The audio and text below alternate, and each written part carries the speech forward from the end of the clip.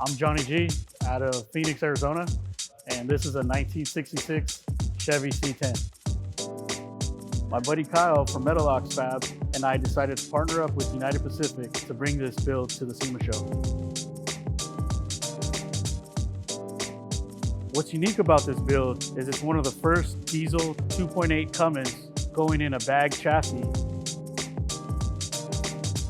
We're running a Cummins R2.8 liter 4-cylinder turbo diesel crate engine with a GM 6L90 6-speed.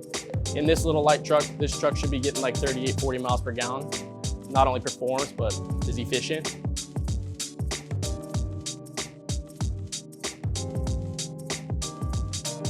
This was a super clean patina long bed, and one of Kyle's specialty is cutting the long bed so clean that you can barely tell it was modified.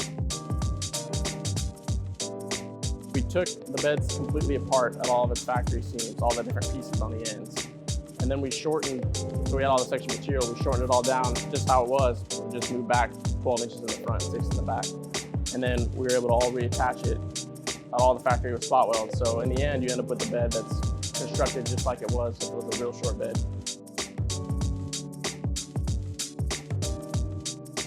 So this truck was also a small back window from the factory. So it was a great condition truck, but long bed, small window, not very desirable. So we took the factory inner reinforcement and then welded it in and then cut it out to make it a big window. So it's just as if it was a real big window. Everything's welded just at the factory. And you can still see where we put it in, all factory spot welds. Same with the pinch. Factory big window glass will bolt right in this or glue right in this like it would if it was a real one. So what we did here on the firewall, we wanted to keep it pretty basic, but it is completely custom from a factory firewall. Just cleaned it up a lot. Still kind of kept some of the factory appearing body lines in it, but just wanted to smooth it all out. We moved the AC bulkhead way low on it and moved the AC box up so you get more leg room. And then also you wouldn't have that AC hoses jumping out at you. It looks a lot more aesthetic. And then this side, we eliminated the brake booster.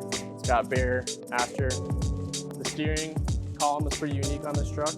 There's actually no hardware externally mounting the steering column. Everything's mounted internal, so it's just super clean and there's no excess bolts or hardware on the outside.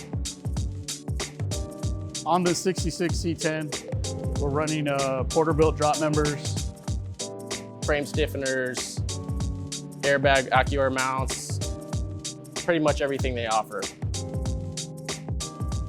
We put in a Curry 9-inch rear end.